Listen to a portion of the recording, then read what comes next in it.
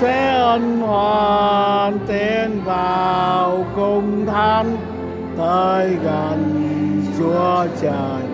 Tuổi thanh xuân reo vang khúc nhạc êm ái, vương ân sang đời nơi.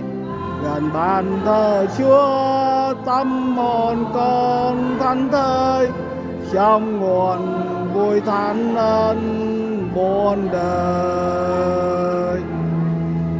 Ôi nói sao được niềm vui khi lên đền thánh Chúa Trời.